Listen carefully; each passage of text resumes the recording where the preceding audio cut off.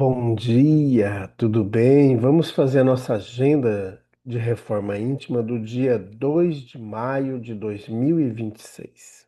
Reflexão e vivência em torno do Evangelho. Nada temas das coisas que hás de padecer. Apocalipse 2:10. Meta do mês: desenvolver a fé e combater a descrença. Todos os sofrimentos, misérias, decepções, dores físicas, perda de seres amados, encontram consolação em a fé no futuro, em a confiança na justiça de Deus, que o Cristo veio ensinar aos homens. Allan Kardec, em O Evangelho segundo o Espiritismo. Meta do dia: buscar a confiança profunda em Deus e na sua misericórdia, a fim de combater a descrença. Sugestão para a prece: prece rogando o estímulo à confiança na providência divina. Amado Mestre Jesus, nós queremos nesse instante rogar que nos ajude a estar sempre ligados a Ti, que consigamos desenvolver a confiança em Deus, a confiança na providência divina, e que todos os dias possamos estar ligados a Ti. Graças a Deus, que Deus seja louvado.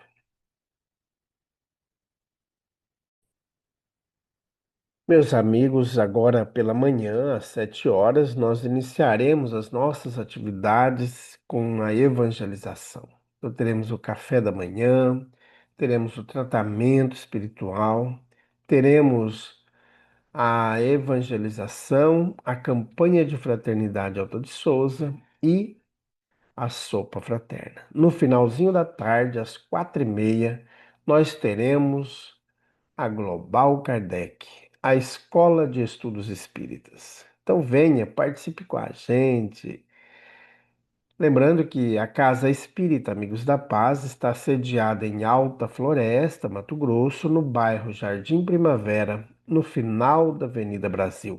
Mais esclarecimentos, entre em contato com a gente pelo WhatsApp 66 984 66 7110. Você gostaria de fazer um ato de caridade?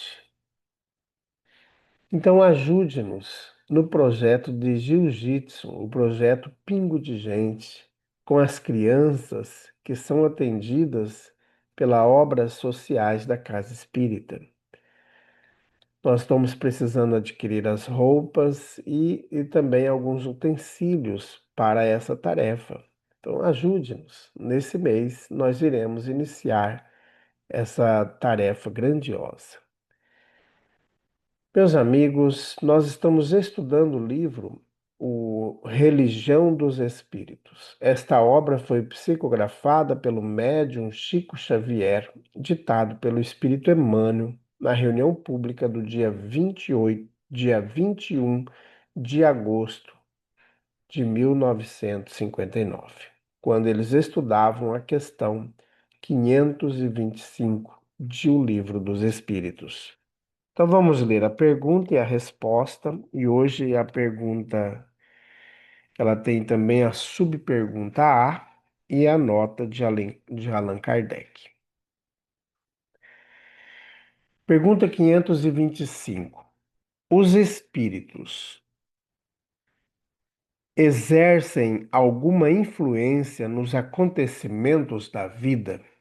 Resposta: certamente, pois que te aconselham.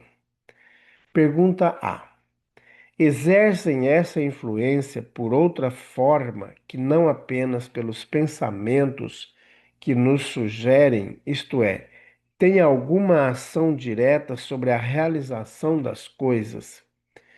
Resposta: sim, mas nunca atuam fora das leis da natureza.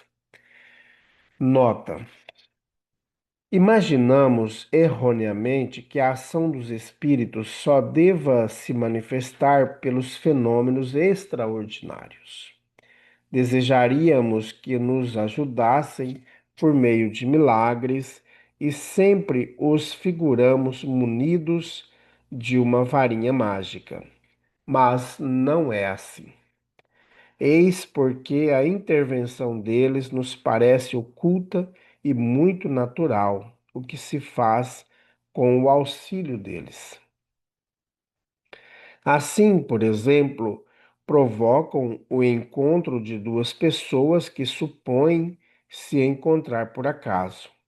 Inspiram a alguém a ideia de passar por determinado lugar, chamam a atenção para certo ponto. Se isso conduzir ao resultado que desejam, agem de tal maneira que a pessoa, supondo que segue um impulso próprio, sempre conserva seu livre-arbítrio. Então vamos para a mensagem de Emmanuel, a mensagem 57, fenômeno mediúnico. O fenômeno mediúnico é de todos os tempos e ocioso seria mostrar, num estudo simples, o papel que lhe cabe na gênese de todos os caminhos religiosos.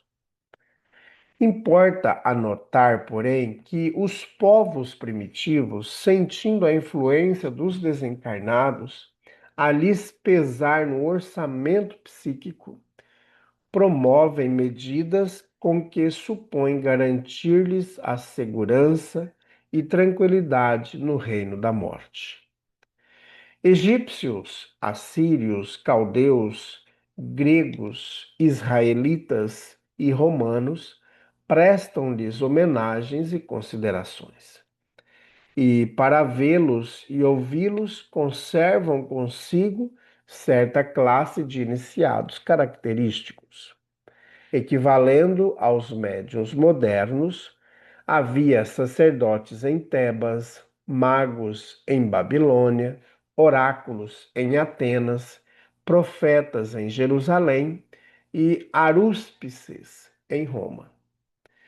Administrações e cometimentos, embaixadas e expedições, exércitos e esquadras movimentam-se quase sempre sob invocações e predições.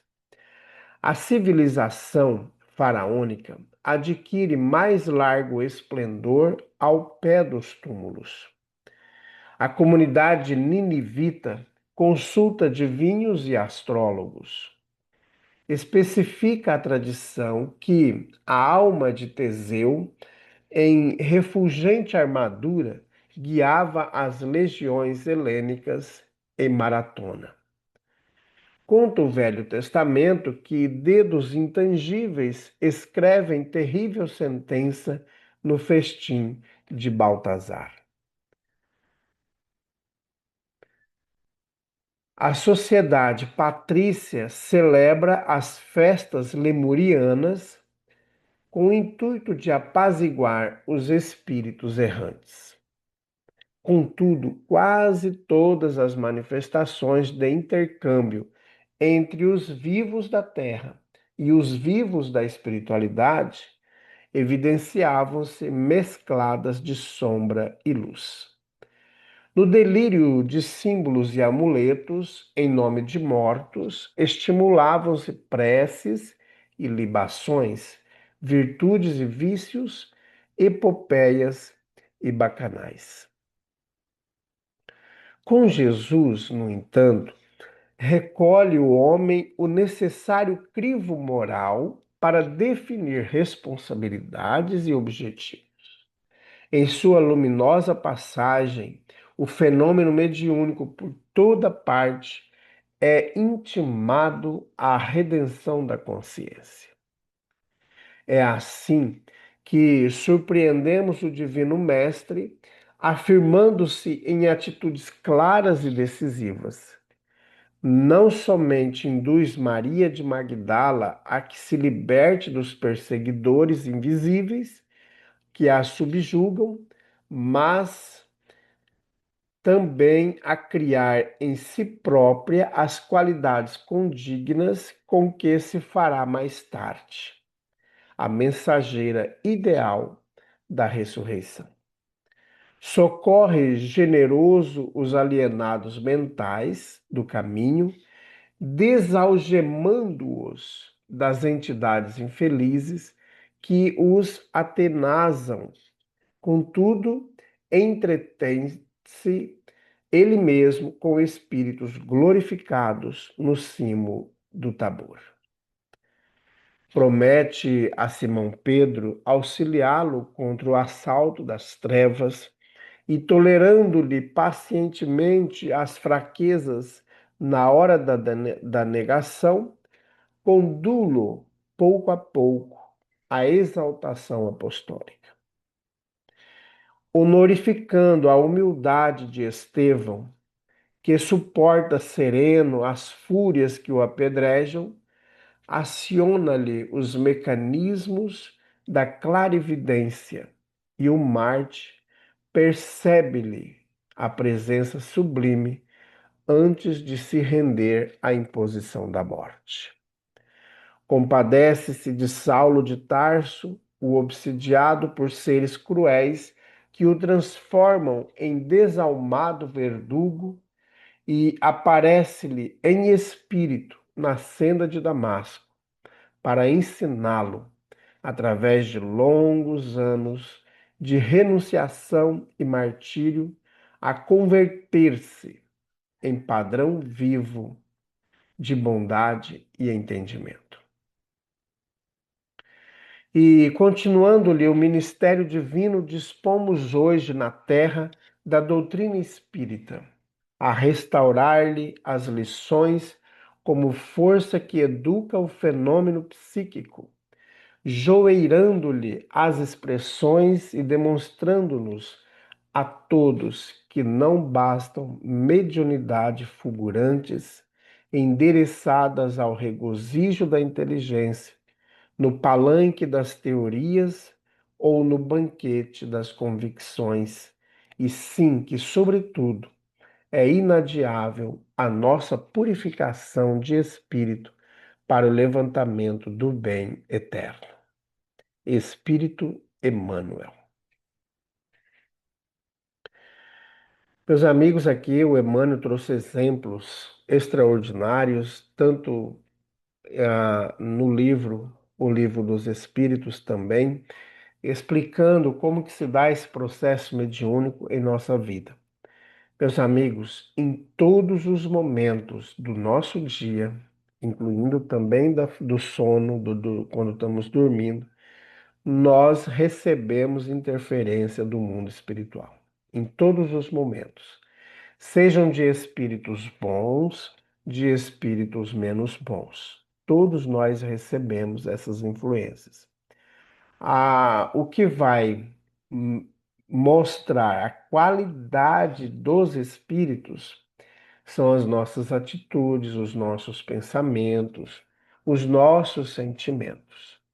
Então, se nós andamos com ódio, com raiva, com mágoa, provavelmente espíritos que estarão em torno de nós serão dessa mesma natureza. Não tem como espíritos bons ficarem próximos de pessoas irritadas, nervosas, briguentas, que promovem o ódio, a desgraça em torno de si. Não tem.